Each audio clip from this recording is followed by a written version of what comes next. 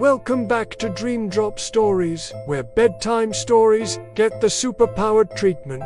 In our tale today, Spidey fights a villain who can literally steal your reflection. And if that's not enough to make you question your identity, then just wait until you see what's hiding inside the mirror. But luckily, Spidey won the day, the tower collapsed, and peace returned to New York. Last time on Dream Drop Stories, Spider-Man battled the villain Time Jack inside the Tower of Time, swinging through collapsing hallways and fighting bad guys with living hourglasses for heads. But while Peter Parker is slinging webs through the Big Apple one day, he can't help but notice something strange. All around the city, buildings begin to duplicate.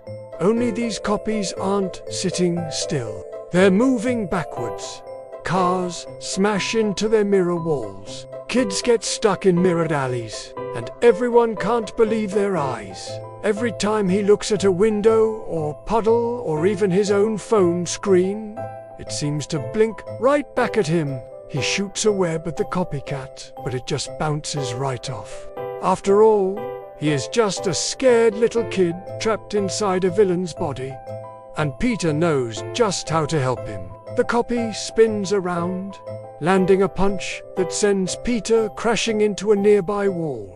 The one that stood inside the Tower of Time until it broke during the battle with Time Jack. The multiverse mirror was supposed to connect Peter to other dimensions, but it ended up doing way more harm than good. And now the pieces are causing chaos all over New York.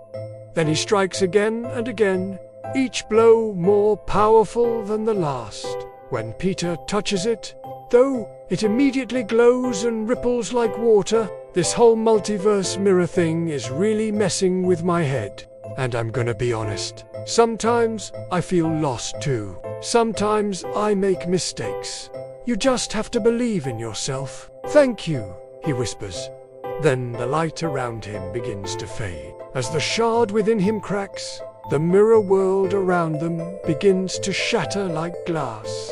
As he swings through the city, he looks at the buildings, reflecting on his battle with Even when we feel broken or doubted, accepting who we are is the strongest power of all. 1 year later, someone finds the shard of the mirror on an abandoned subway track. A small crack appears on its surface, and glowing green eyes peer out from inside.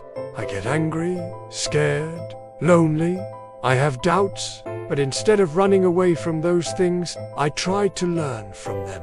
Because no matter what, I'm not alone. I have you, MJ, Ned, all my friends and family. None of us are perfect, but we accept each other anyway. And that makes us strong. Wait a second, that wasn't his reflection.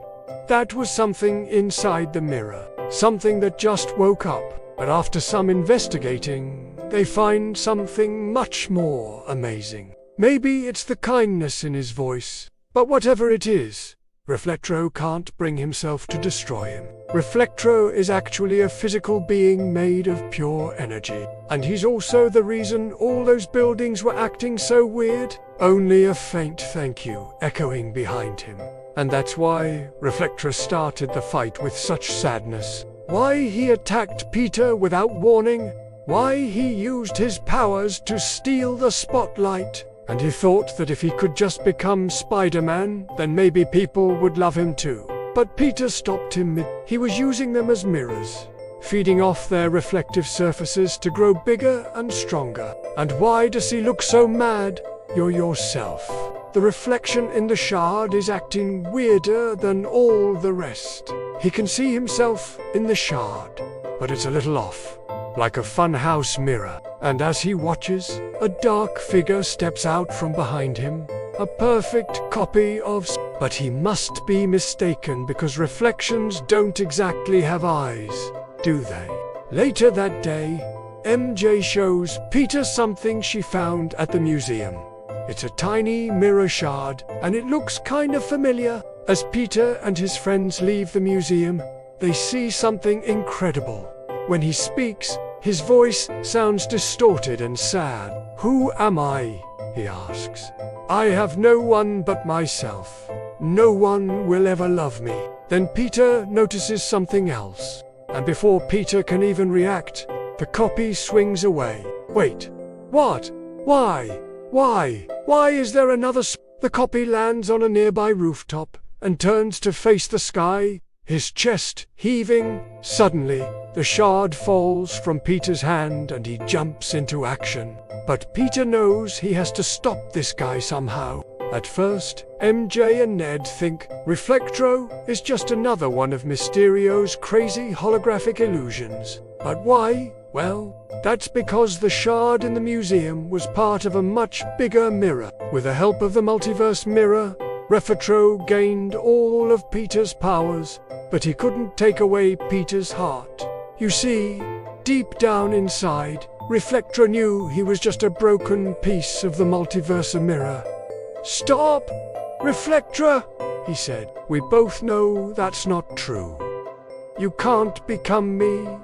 You're not me." At first, Reflektro just gets angry. But as the fight continues, something changes. Maybe it's the look in Peter's eye. And that's when Peter drops the biggest truth bomb of them all. "You know what?" Reflektro looks down at his feet. "Is that what I am? Just a shard of a broken mirror?" "No," says Peter. "You're everything you choose to be.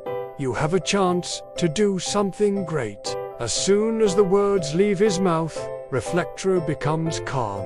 He looks at Peter with gratitude. Peter helps Reflektro get home, then watches as he disappears. When morning comes, Peter wakes up feeling refreshed and ready for a new day. And as long as you believe in yourself, then you can overcome any obstacle. Want a sneak peek at next time on Dream Drop Stories? Well, then stay tuned, because the adventure continues.